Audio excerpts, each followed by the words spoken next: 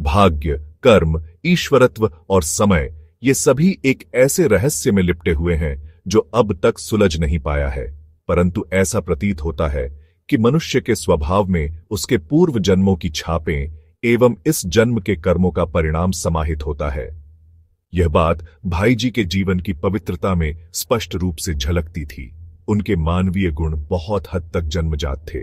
ऐसे गुण केवल अर्जित या सीखे नहीं जा सकते। जब भाई जी के भीतर और बाहर के विविध गुणों पर विचार किया जाता है तो महाकवि व्यास के विषय में कवि भारवी की कही गई पंक्तियां स्मरण हो आती हैं। उनका स्वरूप शांत था और वह उनके अंतर्मन की शांति का प्रतिबिंब था। उनके आत्मविश्वास से परिपूर्ण और शांत चेहरे को देखकर ऐसा लगता था जैसे उनसे पहले भी भेंट हो चुकी हो और बातचीत भी हुई हो। भाई जी का बाह्य और आंतरिक व्यक्तित्व ठीक ऐसा ही था। बस अंतर इतना था कि जहां व्यास का रंग नीला वर्ण था, वहीं भाई जी का रंग गोरा था। उनके चेहरे पर एक तेज था। उनकी दृष्टि करुणा से भरी हुई रहती थी और उनके होठों पर सदा एक मुस्कान रहती थी। उनके माथे पर तिलक सुशोभित रहता था जो उनके गौरव को दर्शाता था। वह यह तिलक राधा कृष्ण की उपासना के प्रतीक स्वरूप लगाते थे। वह सदैव निर्मल खादी के वस्त्र पहनते थे। उनके दैनिक जीवन में न तो कोई कठोरता थी और न ही अव्यवस्था। वह एक शुद्ध वैष्णव थे, राधा माधव के परम भक्त। वे प्रातः लगभग 3 या 4 बजे उठते, बिस्तर पर ही कुछ समय तक झप करते, फिर स्नान आदि के पश्चात कुछ योगाभ्यास और प्राणायाम करते। यह सब लगभग सुबह 7:30 बजे तक समाप्त हो जाता। इसके बाद राधा कृष्ण की पूजा आरंभ होती, फिर रामायण और गीता का दैनिक पाठ और कल्याण पत्रिका का संपादन करते। वे प्रतिदिन कुछ धार्मिक छंदों की रचना भी करते। नाश्ता लगभग 9 बजे होता। तब तक काफी संख्या में लोग उनसे मिलने के लिए एकत्र हो जाते। यदि किसी को व्यक्तिगत समस्या होती तो वे उसे अलग से सुनते, अन्यथा सभी एक साथ बैठकर भगवान, धर्म साधना, साहित्य आदि पर चर्चा करते और कुछ समय गीता वाटिका में ठहरे हुए लोगों की सेवा में लगाते। उनके पास तुलसी या रुद्राक्ष की छोटी माला एक कपड़े की थैली में रहती थी और वे हर समय जप करते रहते थे। जप उनके स्वभाव का अंग बन चुका था। उन्होंने वास्तव में अजपाजप अर्थात बिना बोले अंतर्मन में निरंतर नाम स्मरण की अवस्था प्राप्त कर ली थी। दोपहर का भोजन साधारण और सात्विक होता था। इसके बाद वे लगभग आधा या 1 घंटे विश्राम करते, फिर कुछ पढ़ते, लिखते या कल्याण पत्रिका से संबंधित पत्रों का उत्तर देते। इसके पश्चात पत्रिका और प्रेस के प्रबंधन पर ध्यान देते। यह क्रम लगभग शाम 5 बजे तक चलता। इसके बाद फिर आगंतुक आते, जिनमें कई अपनी निजी समस्याएं लेकर आते। भाई जी सबकी बातें सुनते और उन्हें सांत्वना भरे शब्दों या अन्य संभव उपायों से संतुष्ट करते। यदि कोई संत गीता वाटिका में ठहरा होता तो भाई जी उनसे सत्संग के लिए आग्रह करते। स्वामी चक्रधर राधा बाबा तो लगभग प्रतिदिन प्रवचन देते थे। रात 8 बजे भजन कीर्तन होता था। भाई जी सोने से पहले ध्यान और जप करते थे, जो लगभग रात 10 बजे होता था। यही भाई जी की नियमित दिनचर्या थी। उनके जीवन का प्रत्येक क्षण, उनके अस्तित्व की प्रत्येक सांस किसी न किसी धार्मिक कार्य में व्यतीत होती थी। हम कह सकते हैं कि वे विचार, वाणी और कर्म तीनों से संत थे। उनके मन में कभी अपवित्र विचार प्रवेश नहीं करते थे। लोगों की सहायता करना उनके ईश्वर भजन का ही एक अभिन्न भाग था। आओ हम अपने विश्वास के अनुसार परमात्मा की पूजा करें। आओ वेदों का पाठ करें और गायत्री मंत्र का जाप करें, जिससे समस्त कल्याण की धारा बहती है। आओ हम सप्तशती का पाठ करें, रुद्र की पूजा करें, जप करें और मृत्यु पर विजय पाने के लिए नारायण का स्मरण करें। गजेंद्र मोक्ष का पाठ करें और भागवत सप्ताह आयोजित करें। वाल्मीकि रामायण और तुलसीदास की रामचरितमानस को श्रद्धा से पढ़ें। गायों के लिए ज्वार, रुई के बीज और अन्य चारा दें और ब्राह्मणों को गायों का दान करें। भूखों और जरूरतमंदों को खुले मन से अन्न का दान करें। गरीब विधवाओं और छात्रों की मदद करें, परंतु यह किसी को पता न चले। कुएं खुदवाएं जिससे सबको शीतल जल मिले। बौद्ध, जैन, सिख सभी अपने अपने तरीके से ईश्वर की पूजा करें। ईसाई और अन्य धर्मों के अनुयायी अपने विश्वास के अनुसार प्रार्थना करें। अच्छे कर्म बार बार करें और दूसरों को भी हर स्थान पर इसके लिए प्रेरित करें। ये सभी बातें शांति, सद्भाव और सुख का आधार हैं। छोड़ दो बुरी भावनाएं, असत्य, व्यंग्य और कठोर वचन। भगवान की स्तुति करो, भक्ति से उनका नाम जपो। स्वाद का त्याग करके पवित्र और सात्विक आहार लो। वेशभूषा सादा हो, आचरण निष्कलंक हो, जीवन विनम्र हो। राधा कृष्ण के प्रेम को ही अपने जीवन का एकमात्र उद्देश्य बना लो। श्री हनुमान प्रसाद पोद्दार का जीवन एक समर्पित भक्त का जीवन था। वे समस्त संसार को ब्रह्म या भगवान कृष्ण से ओतप्रोत मानते थे, इसलिए संसार की हर वस्तु और हर मानव उनके लिए पूजनीय था। वे अत्यंत उदार, मददगार और परोपकारी व्यक्ति थे। यदि कोई व्यक्ति कभी अपने अतिथियों से ऊबता नहीं, हर परिस्थिति में उन्हें प्रेम पूर्वक अपनाता है, केवल उनका स्वागत ही नहीं करता, बल्कि उन्हें अपने ईश्वर का स्वरूप मानता है, यदि वह एक दिन या एक महीने के लिए नहीं, बल्कि जीवन भर उनकी सेवा करता है, तो निस्संदेह वह सच्चा उदार व्यक्ति है। भाई जी के आगंतुकों में एक महात्मा विशेष रूप से उल्लेखनीय है, जो 1938 में उनसे मिलने आए थे। उनका नाम राधा बाबा सन्यासी था। उन्हें बाबा इसलिए कहा जाता था क्योंकि उन्होंने सभी सांसारिक इच्छाओं और व्यवहारों को त्याग दिया था। उन्होंने पहले भगवान श्री कृष्ण और राधा की पूजा आरंभ की, फिर राधा कृष्ण की और अंततः केवल राधा जी की। वे राधा जी को संपूर्ण ईश्वरत्व की मूर्ति मानते थे और उन्होंने अपना समस्त विश्वास उन्हीं में केंद्रित कर दिया। इसी कारण लोग उन्हें राधा बाबा कहने लगे। वे संस्कृत, अंग्रेजी, उर्दू, बंगाली, मराठी और कई अन्य भाषाओं के ज्ञाता थे। उनका स्वरूप तपस्वियों जैसा तेजस्वी था, वाणी में प्रभावशीलता थी। वे एक ऐसे महात्मा थे जिनके चारों ओर आध्यात्मिक आभा थी और भाई जी उनसे विशेष रूप से प्रभावित हुए। स्वामी चक्रधर जी राधा बाबा का जन्म 1912 में गया जिले के फखरपुर गांव में हुआ था। कॉलेज में पढ़ाई के दौरान वे क्रांतिकारी गतिविधियों में भी सम्मिलित हो गए और उन्हें जेल जाना पड़ा। अंग्रेज जेलर बहुत कठोर और निर्दयी था, जो कैदियों की पिटाई करता था। जब बाबा को ऐसी मार पड़ती तो वे ईश्वर का नाम जपते, जिससे उन्हें मानसिक शांति मिलती थी। जेल से रिहा होने के बाद वे सन्यासी बन गए। 1936 में कोलकाता के गोविंद भवन में उनकी भेंट स्वामी राम सुखदास जी से हुई। उनके सुझाव पर बाबा चक्रधर बांकुड़ा गए, जहां उन्होंने जयादयाल गोयंदका से मुलाकात की। उस समय गोयंदका जी श्रीमद् भगवद्गीता पर टीका लेखन में व्यस्त थे। बाबा चक्रधर उस समय कट्टर वेदांती थे। कुछ वेदांत विषयों पर उनका गोयंदका जी से तीखा संवाद हुआ। गोयंदका जी ने बाबा जी को सलाह दी कि वे गोरखपुर जाकर हनुमान प्रसाद पोद्दार से मिले, वे उनकी शंकाओं का समाधान करेंगे। बाबा जी तुरंत गोरखपुर पहुंचे और भाई जी से मिले। भाई जी और बाबा जी की यह भेंट एक असाधारण आध्यात्मिक घटना थी। दोनों ने एक दूसरे का मूल्यांकन किया। बाबा जी के वेदांत में भाई जी की भक्ति का स्पर्श आ गया। निर्गुण ब्रह्म का सगुण रूप से साक्षात्कार हुआ, सगुण और निर्गुण ब्रह्म का मिलन हुआ। भाई जी और बाबा जी समय समय पर अपने विचार साझा करते रहे। इसी कालखंड में बाबा जी का वेदांत धीरे धीरे राधा कृष्ण भक्ति में परिवर्तित होने लगा। वेदांतिक चर्चा की रूखाई और कठोरता अब भक्ति की दिव्यता के आगे झुकने लगी।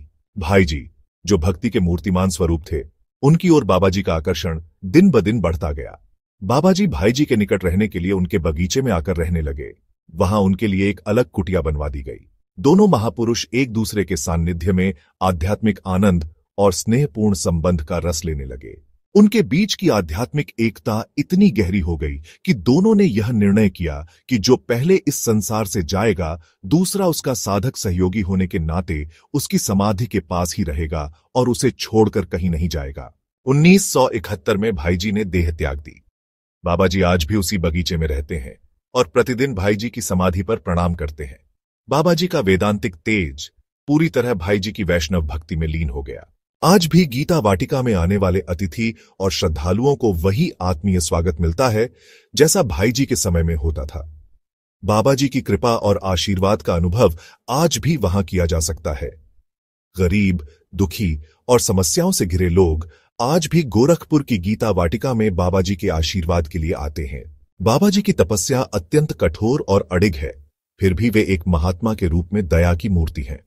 राधा जी के इस उपासक को लोग राधा बाबा कहने लगे। भाई जी उन्हें एक महान संत और विद्वान के रूप में पूजते थे। वे उन्हें एक अमूल्य निधि मानते थे।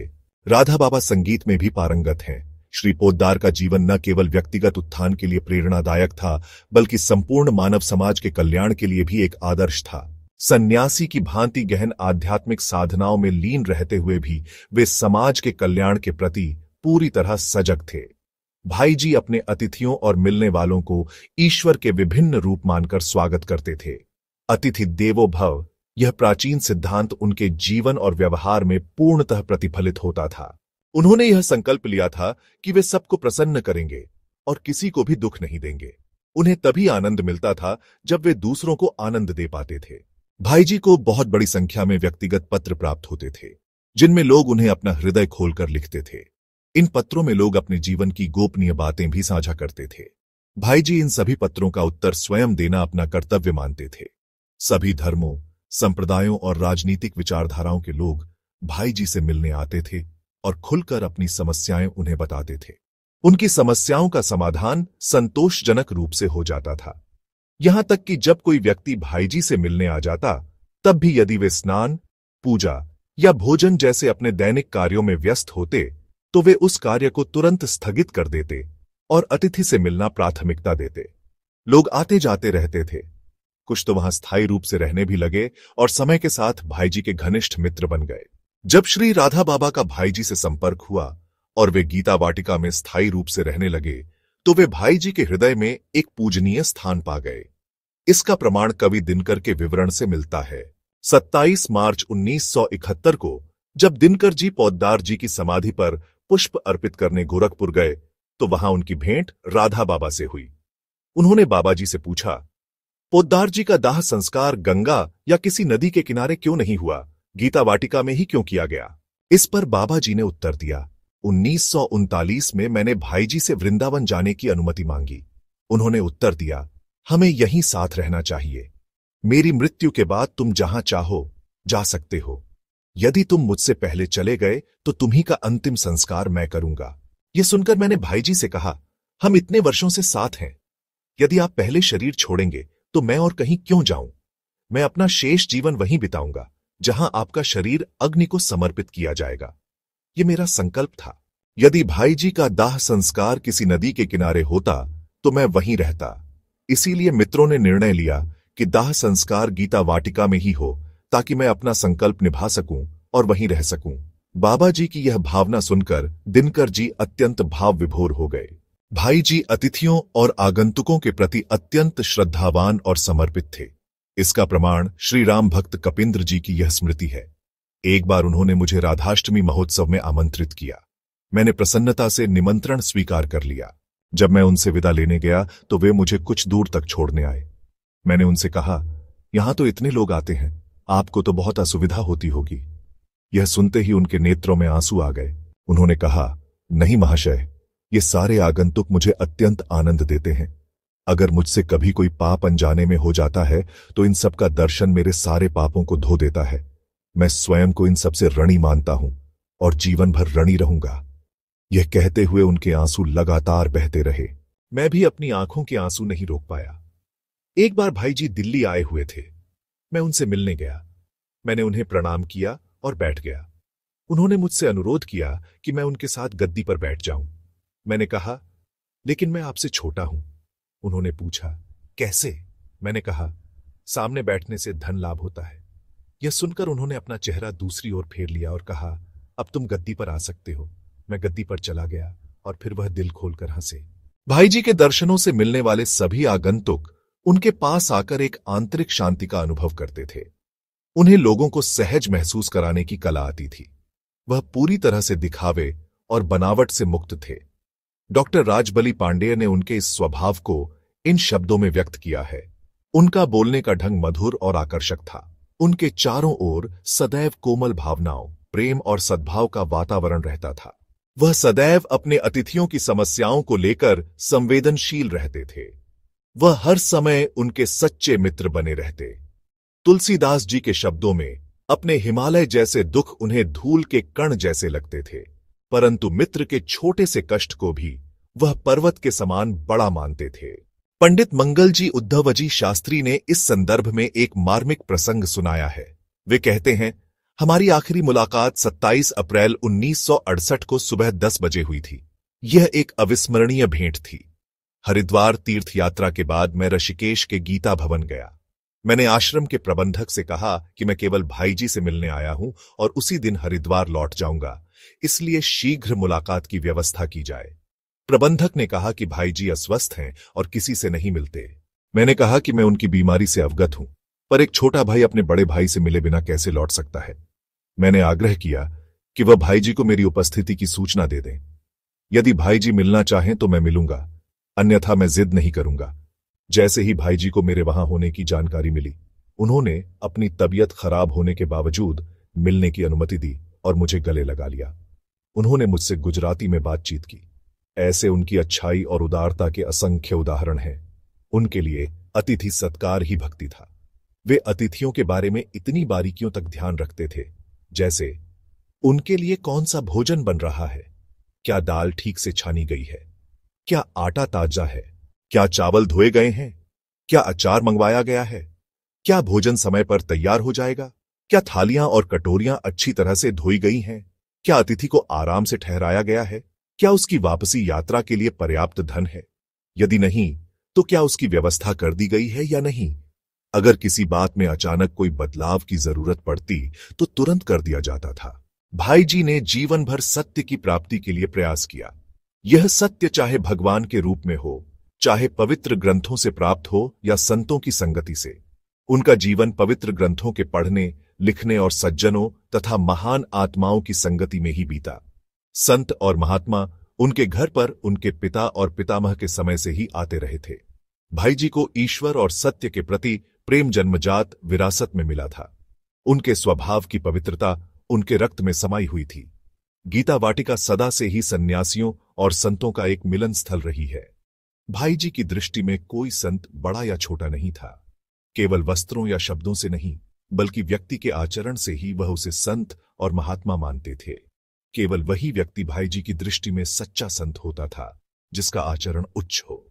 वे सदैव ऐसे संतों के आगमन की प्रतीक्षा करते रहते थे। भाई जी के लिए भक्त उतना ही पूज्य था जितना भगवान स्वयं। भगवान शंकर ने पद्म पुराण में कहा है, जो व्यक्ति भगवान की पूजा करता है परंतु उनके भक्तों की नहीं, वह पाखंडी है। वह केवल दिखावा करता है कि वह भक्त है, पर वास्तव में नहीं है। भाई जी सच्चे अर्थों में संतों और भक्तों के पूजक थे, जैसे कि वे भगवान के थे। यही गुण उनके स्वभाव में था, जो संतों को गोरखपुर की गीता वाटिका की ओर आकर्षित करता था। सभी संप्रदायों और विश्वासों के संत वहां एकत्र होते थे। भाई जी उनके चरण स्पर्श करते और स्वयं व्यक्तिगत प्रयासों से उनके ठहरने को हर तरह से सुविधाजनक बनाते। चाहे वह निराकार उपासक हों या साकार, सिख, जैन, बौद्ध, यहां तक कि पारसी और ईसाई संत भी उनके लिए पूज्य थे। कोई व्यक्ति हिंदू हो या मुसलमान, यदि वह सच्चा ईश्वर भक्त है तो वह भाई जी के लिए आराध्य था। यदि गीता वाटिका संतों का वास्तविक निवास स्थान थी, तो मासिक पत्रिका कल्याण भी संतों के विचारों और आदर्शों के प्रचार का एक माध्यम थी। और भाई जी का हृदय तो जैसे ईश्वर भक्तों को समर्पित एक मंदिर था। उनके प्रत्येक कार्य में संतों जैसे आचरण की झलक मिलती थी। भाई जी गरीबों और पीड़ितों के प्रति भी उतने ही सहृदय थे और सदा उनकी सेवा के लिए तत्पर रहते थे। उनकी ईश्वर के प्रति निष्ठा की सीमा केवल व्यक्ति तक ही नहीं थी, वह राष्ट्र और समस्त सृष्टि तक फैली हुई थी। अपने पवित्र राष्ट्र पर विदेशी शासन को देखकर उन्हें उतना ही दुख होता था जितना किसी भी राजनीतिक नेता को। उन्होंने भारत की स्वतंत्रता के आंदोलनों में भाग लिया। बंग भंग और स्वदेशी आंदोलन में वे सीधे तौर पर जुड़े हुए थे और उन्होंने स्वयं स्वदेशी का व्रत लिया था। भाई जी ने 1906 में कोलकाता में हुए कांग्रेस अधिवेशन में मात्र 15 वर्ष की आयु में एक सदस्य के रूप में भाग लिया। तभी से भारतवासियों और अंग्रेजी हुकूमत के बीच एक अघोषित युद्ध आरंभ हो गया था। एक ओर महात्मा गांधी अहिंसा और असहयोग आंदोलन का नेतृत्व कर रहे थे, तो दूसरी ओर अत्यंत देशभक्त क्रांतिकारी हिंसक क्रांति का संदेश दे रहे थे। उन्हें हथियारों की शक्ति पर विश्वास था। भाई जी दोनों प्रकार के स्वतंत्रता आंदोलनों से जुड़े हुए थे। उन दिनों कोलकाता क्रांतिकारी गतिविधियों का केंद्र था और स्वतंत्रता संग्राम का एक रणक्षेत्र बना हुआ था। देश के प्रमुख नेता बार बार उस शहर में आते थे। स्थानीय सामाजिक संगठन उनका स्वागत करते, उनके भाषणों का आयोजन करते और उन्हें स्वतंत्रता संग्राम हेतु आर्थिक सहायता व अभिनंदन पत्र भेंट करते। इन संगठनों में सबसे प्रमुख था लिलुआ का मारवाड़ी सहायता समिति। अधिकांश आयोजन इसी समिति के द्वारा होते थे। दूसरा प्रमुख संगठन था हिंदू महासभा। हनुमान प्रसाद पोद्दार जी दोनों संगठनों से गहराई से जुड़े हुए थे। इसके अतिरिक्त जब महात्मा गांधी 1915 में दक्षिण अफ्रीका से लौटे, तब भाईजी ने हिंदू महासभा के सचिव के रूप में उनकी ओर से उनका स्वागत किया। उनका संपर्क श्री गोपाल कृष्ण गोखले और लोकमान्य बाल गंगाधर तिलक से भी हुआ। भाईजी नेताजी सुभाष चंद्र बोस के व्यक्तित्व और कार्यों से अत्यंत प्रभावित थे। यद्यपि उन्होंने प्रत्यक्ष रूप से सुभाष चंद्र बोस के साथ संपर्क नहीं बनाया, परंतु उन्हें महान देशभक्त और योगी श्री अरविंद घोष का स्नेहिल सान्निध्य अवश्य प्राप्त हुआ। उनका महात्मा गांधी से भी घनिष्ठ संपर्क बना। उन दिनों अंग्रेजी शासन को कोलकाता के क्रांतिकारियों से भारी भय था। वे उन्हें तरह तरह से दंडित करते थे। जब क्रांतिकारियों पर मुकदमे चले, तब भाईजी ने पूर्ण सहयोग प्रदान किया। इस कारण पुलिस की गुप्त डायरी में उनका नाम भी विद्रोहियों की सूची में दर्ज हो गया। कोलकाता के प्रसिद्ध माणिक तल्ला बम कांड के लगभग 6 वर्ष बाद 1914 में अगली प्रमुख क्रांतिकारी घटना थी रोड़ा कांड। कोलकाता की रोड़ा कंपनी विदेशों से हथियार और बारूद मंगवाया करती थी। क्रांतिकारियों को इसकी भनक लग गई और उन्होंने हथियार प्राप्त करने की योजना बनाई। वे इस योजना में सफल भी हो गए और कंपनी के नाम आए शस्त्रों को कब्जे में ले लिया। इस घटना से ब्रिटिश शासन में हड़कंप मच गया और जांच के आदेश दिए गए।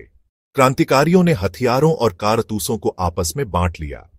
श्री हनुमान प्रसाद पोद्दार और पंत बाबूराव विष्णु पराड़कर, जो उस समय आज अखबार के संपादक थे, ने इन कारतूसों को सुरक्षित स्थानों पर छिपाने में प्रत्यक्ष भूमिका निभाई। परिणाम स्वरूप भाईजी का नाम बंगाल के क्रांतिकारियों की पुलिस सूची में आ गया।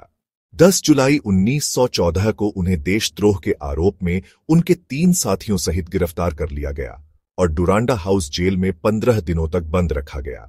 बाद में उन पर मुकदमा चलाया गया और उन्हें अलीपुर जेल में स्थानांतरित कर दिया गया। अब उनके मित्र और परिचित भाईजी के घर आने से कतराने लगे। कुछ तो अपने घर छोड़कर अन्यत्र चले गए और कुछ ने भाईजी द्वारा दी गई साहित्यिक सामग्री को जला दिया। जेल में रहते हुए भी भाईजी को यह सब समाचार मिलते रहते थे, परंतु वे इन घटनाओं से तनिक भी विचलित नहीं हुए। देशद्रोह का मुकदमा अंततः साक्ष्य के अभाव में खारिज हो गया, लेकिन गवर्नर ने अपने सलाहकारों के परामर्श पर भाईजी और अन्य क्रांतिकारियों को और अधिक समय तक बांकुड़ा जिले के शिमलापाल गांव में नजरबंद रखने का निर्णय लिया। भाईजी को वहां आधर चंद्र रॉय नामक व्यक्ति के घर में अलग थलग रखा गया। शिमलापाल गांव बांकुड़ा शहर से लगभग 24 मील की दूरी पर स्थित है। शिमलापाल में एक अच्छी पुस्तकालय उपलब्ध थी।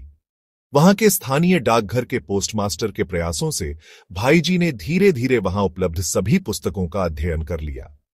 सभी अधिकारी भाईजी के विनम्र स्वभाव से अत्यंत प्रभावित हुए।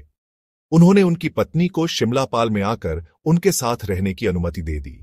भाईजी और उनकी धर्मपत्नी दोनों ने इस नजरबंदी के समय का पूरा उपयोग अपने आध्यात्मिक साधना और अभ्यास को तीव्र करने में किया। भाईजी ने इस दौरान साहित्य, संस्कृति और धर्म के क्षेत्रों में भी अपने अध्ययन को आगे बढ़ाया। धीरे धीरे भाईजी का संपर्क बाल गंगाधर तिलक और महात्मा गांधी से घनिष्ठ होता गया।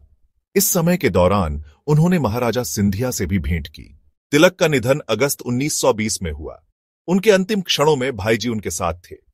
भाईजी को खादी पर अत्यंत विश्वास था। उन्होंने विदेशी कपड़ों की होली जलाई और मारवाड़ी समाज में शादियों के अवसर पर खादी पहनने की परंपरा शुरू की।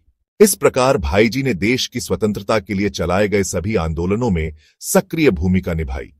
जब देश स्वतंत्र हुआ, तब उन्होंने अपने समस्त प्रयासों को आध्यात्मिक साधना की ओर केंद्रित कर दिया। अब तक वे राष्ट्र के लिए कारावास की पीड़ा सह चुके थे।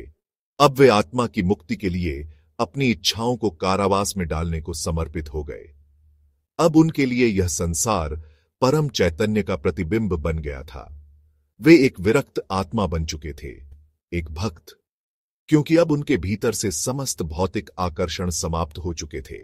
यहां तक कि जब भाईजी देशभक्ति के कार्यों में लगे हुए थे, उनका हृदय सदा परमात्मा में ही स्थिर रहता था। जेल में रहते हुए उन्होंने भगवन नाम के जाप के कई चमत्कारी अनुभव किए।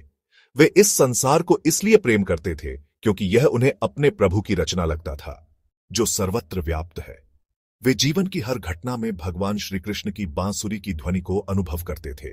उनकी समस्त ऊर्जा अपने परिवार की आवश्यकताओं और कल्याण की ओर ही केंद्रित रहती थी।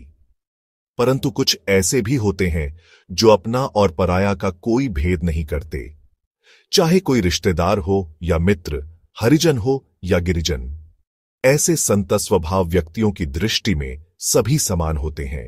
श्रीमती सावित्रीबाई सेक्सरिया भाईजी के बारे में लिखती है, वे सबके थे। वे सभी के बाबूजी, भाईजी या नानाजी थे। उन्होंने निराश आत्माओं में जीवन का संचार किया। वे गीता वाटिका की प्रेरणा शक्ति थे। प्रसिद्ध हिंदी विद्वान पंडित सीताराम चतुर्वेदी ने लिखा है, कभी उन्हें किसी से कठोर भाषा में बात करते नहीं सुना गया। वे मृदुता और शालीनता के मूर्तिमान रूप थे। जो भी उनसे मिलता वह उनके सौम्य व्यवहार से अवश्य प्रभावित होता था। वे हर किसी के विचार को गंभीरता से सुनते थे और फिर नम्रता से, तर्क संगत और प्रामाणिक ढंग से उसका विश्लेषण करते थे। उन्होंने कभी अपने विचारों को दूसरों पर थोपने का प्रयास नहीं किया। उनके भाषण और लेखन कभी कटुता से युक्त नहीं होते थे। इस कोमलता के साथ साथ उनके भीतर बुद्धि की अद्भुत गहराई भी झलकती थी, जिसके कारण वे कभी असंतुलित नहीं होते थे। वे न क्रोध के शिकार हुए, न किसी बात पर विचलित। वे अपने परिवार का संचालन भी उसी संतुलन और संतत्व के साथ करते थे। वे अपने परिवार की जरूरतों के प्रति उतने ही सजग रहते थे जितने गरीबों और पीड़ित मानवता के प्रति। उन्होंने कभी इनमें कोई भेद नहीं किया। यह अक्सर देखा गया है कि भारतीय सन्यासी समाज में सभी से स्नेहपूर्ण संबंध रखते हैं, लेकिन जब उनका कोई स्वजन मिलने आता है तो वे उसे उलाहना देकर लौटा देते हैं, यह सोचकर कि वह उनकी साधना में विघ्न डाल रहा है। वे अन्य परिवारों के साथ महीनों तक बिना किसी लगाव के रह लेते हैं, लेकिन अपने परिवार को अपने स्नेह से वंचित रखते हैं। यह देखकर आश्चर्य होता है कि ऐसा क्यों होता है। एक विरक्त संत का प्रेम मेरा और तेरा में भेद नहीं करता। भाईजी ने इसी दृष्टिकोण को अपनाया था, इसलिए वे अपने घर में और बाहर दोनों में अत्यंत सम्मानित थे। भाईजी की पुत्री, दामाद, पत्नी और अन्य परिवारजन उन्हें अत्यंत प्रेम करते थे। उनके दामाद श्री परमेश्वर प्रसाद फोगला द्वारा व्यक्त किया गया शोक हृदय विदारक है। उन्होंने अपनी स्मृतियों में लिखा है, जब मैं अपने युवावस्था के दिनों में शादी के लिए भव्य वस्त्र पहनकर रतनगढ़ हवेली में प्रवेश किया तो मेरी दृष्टि तुरंत उस बाबा जी पर पड़ी जो निर्मल खादी के वस्त्रों में लिपटे थे। मैं इतना भाव विभोर हो गया कि मुझे लगा मैं अपना सर्वस्व उन्हें समर्पित कर दूं। मेरे हृदय में असीम आनंद की अनुभूति हुई। जीवन में पहली बार मैंने शुद्ध प्रेम का महत्व जाना। एक और अमिट छवि मेरे मन में रह गई। एक स्नेहिल पिता अपनी बेटी को गले लगाकर उसके ससुराल जाने के भाव में अश्रुधारा बहा रहा था। मैं जैसे प्रेम के सागर में डूब गया। मैं श्रद्धा से झुककर उनके चरण छूने लगा। तब बाबा जी ने अपना स्नेहमय हाथ मेरे सिर पर रखकर आशीर्वाद दिया। उस क्षण से लेकर आज तक बाबा जी ने जो स्नेह मुझ पर बरसाया है, उसे शब्दों में व्यक्त करना असंभव है। राजनीति, अध्यात्म और पारिवारिक जीवन, तीनों मैंने एक ही प्रेम सूत्र में पिरोए हुए उनके जीवन में देखे। श्री विद्यानिवास मिश्र ने भाईजी के व्यक्तित्व का मूल्यांकन इन शब्दों में किया है। वे राजनीति से दूर रहते हुए भी राजनीतिक नेताओं से आत्मीय संबंध बनाए रखते थे। यह सब उनके सरल जीवन के कारण संभव था। वे हर प्रकार के महात्माओं को एक साथ लाने में सफल रहे। भाईजी इस संस्था गीता प्रेस के लिए एक अमूल्य संपदा थे। उन्हें दूसरों पर विश्वास था और वे खुद भी विश्वास का स्रोत थे। उन्होंने गीता प्रेस के कार्यकर्ताओं पर इतना स्नेह बरसाया मानो वे उनके अपने परिवार के सदस्य हों। हर कोई उनके प्रेम की वर्षा में भीगता था। श्री विश्वंभर सहाय प्रेमी भाईजी के इस गुण को वर्णित करते हुए कहते हैं, भाईजी गीता प्रेस के सबसे छोटे से छोटे कर्मचारी को भी अपना सहयोगी मानते थे, अधीनस्थ नहीं। वे गीता भवन के हर विभाग के कर्मचारियों को पूर्ण सम्मान देते थे। वे कहते थे, मैं भी गीता प्रेस का उतना ही कार्य करता हूं जितना यहां का कोई भी व्यक्ति।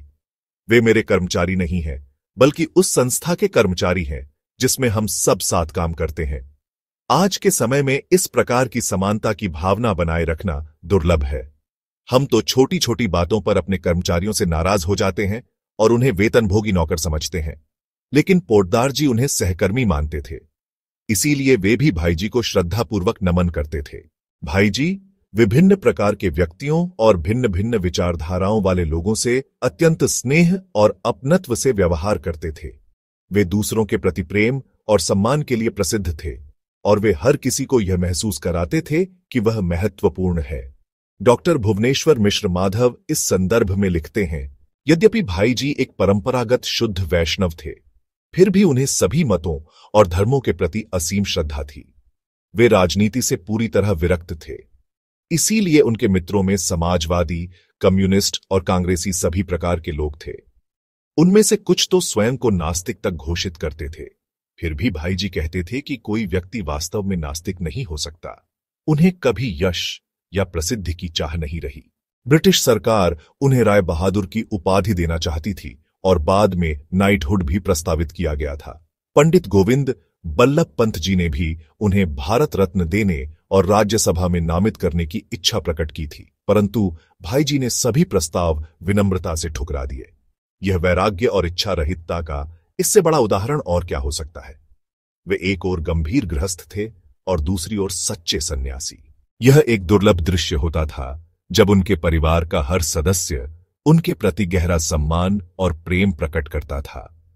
उस परिवार में आपसी स्नेह, समझदारी और अपनत्व इतना अधिक था कि उसे शब्दों में व्यक्त करना कठिन है। भाईजी ने अपने पिता, भाई और नाना से संतों और योगियों के सभी गुण उत्तराधिकार में प्राप्त किए थे।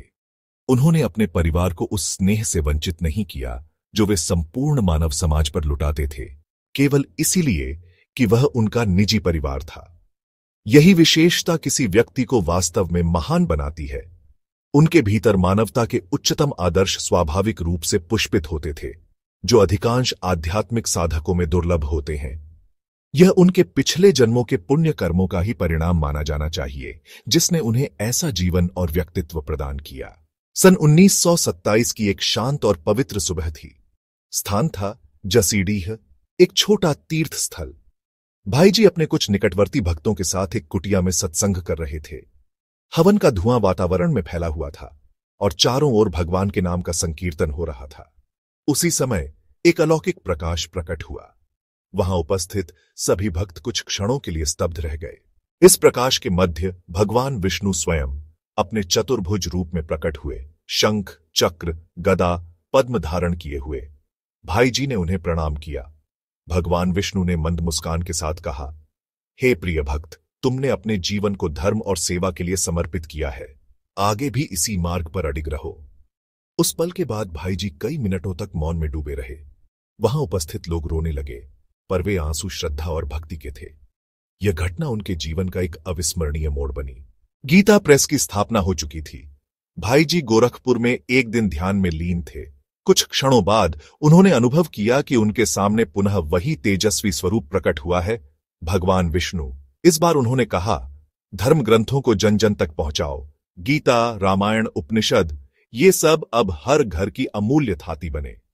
इस दिव्य प्रेरणा ने ही भाईजी को धार्मिक पुस्तकों को न्यूनतम मूल्य पर छापने और बांटने की दिशा में सक्रिय कर दिया। गीता प्रेस का उद्देश्य और स्पष्ट हो गया, आध्यात्मिक ज्ञान का जन जन में प्रसार। सन 1936 में गीता वाटिका में भाईजी ध्यानमग्न थे। वह एक शांत दोपहर थी। तभी उन्होंने देखा कि दो दिव्य आत्माएं उनके सामने प्रकट हुईं। एक हाथ में वीणा लिए मधुर मुस्कान वाले देवर्षि नारद और दूसरे थे महर्षि अंगिरा, तेजस्वी और गंभीर स्वरूप वाले। नारद मुनि ने कहा, भक्ति का सार है प्रेम, जो बिना किसी शर्त के भगवान को समर्पित होता है। तुम्हारा जीवन इसी पथ पर चल रहा है, इसे कभी न छोड़ना। महर्षि अंगिरा बोले, ज्ञान और भक्ति दोनों आवश्यक हैं, परंतु समाज सेवा के बिना यह अधूरा है। तुम जो कर रहे हो वह युगों तक लोगों को पथ दिखाएगा। यह दर्शन लगभग 15 मिनट तक चला और उसके बाद भाईजी की आंखों से अश्रुधारा बह निकली। उन्होंने उसी दिन से कल्याण पत्रिका में ऐसे विषयों पर लेखन आरंभ किया। भाईजी का संपूर्ण जीवन राम और कृष्ण की भक्ति से ओतप्रोत था। एक बार जब वे तुलसीदास कृत रामचरितमानस का पाठ कर रहे थे, उन्होंने अचानक अनुभव किया कि सामने भगवान राम, लक्ष्मण और सीता प्रकट हो गए हैं। भगवान राम ने मुस्कुराते हुए कहा, हे मेरे प्रिय सेवक, तुम्हारे कर्मों से मैं अत्यंत प्रसन्न हूं। जो तू कर रहा है वह मेरे कार्य का ही विस्तार है। इसी प्रकार ब्रज की लीला भूमि के ध्यान में एक दिन भाईजी को राधा कृष्ण के दर्शन हुए। कृष्ण बांसुरी बजा रहे थे और राधा उनके बगल में थी। इस दृश्य से भाईजी की आंखें आंसुओं से भर गईं और उन्होंने कहा, अब मुझे कुछ और नहीं चाहिए। मैंने अपने जीवन की सबसे बड़ी प्राप्ति कर ली है। एक बार ध्यान के समय भाईजी ने 4 दिव्य ब्रह्मर्षियों को देखा, सनक, सनंदन, सनातन और सनत कुमार। ये ऋषि शुद्ध ज्ञान के प्रतीक हैं। उनमें से एक ने कहा, भक्त को केवल ग्रंथों का प्रचारक नहीं, जीवन में उसका साधक भी होना चाहिए। तुम यह कार्य कर रहे हो, इसीलिए हम तुम्हें आशीर्वाद देने आए हैं। उन्होंने भाई जी को गूढ़ प्रश्न पूछे, जैसे भक्ति में अहंकार का त्याग कैसे हो, सेवा का सर्वोत्तम स्वरूप क्या है। और इन उत्तरों में ही भाई जी को आगे का आध्यात्मिक पथ दिखाई दिया। हनुमान प्रसाद पोद्दार ने कभी अपने इन अनुभवों का दिखावा नहीं किया। उन्होंने इन्हें भगवान की कृपा और निजी अनुभूति मानकर अपने हृदय में संजोए रखा। उनका जीवन हमें सिखाता है कि यदि भक्ति निष्कलंक हो, सेवा निस्वार्थ हो और श्रद्धा दृढ़ हो, तो भगवान स्वयं प्रकट होते हैं। जय श्री राधे गोविंद भक्तजनों, यहां पर इस कथा का दूसरा भाग समाप्त होता है। अगले अध्याय में हम गौ माता, गंगा, गीता और गोविंद तथा उनके आध्यात्मिक जीवन पथ की चर्चा करेंगे। यदि आप अगला भाग सुनना चाहते हैं तो कृपया कमेंट्स में राधे गोविंद अवश्य लिखें। हार्दिक शुभकामनाओं सहित फिर मिलेंगे अगले भाग में। राधे राधे।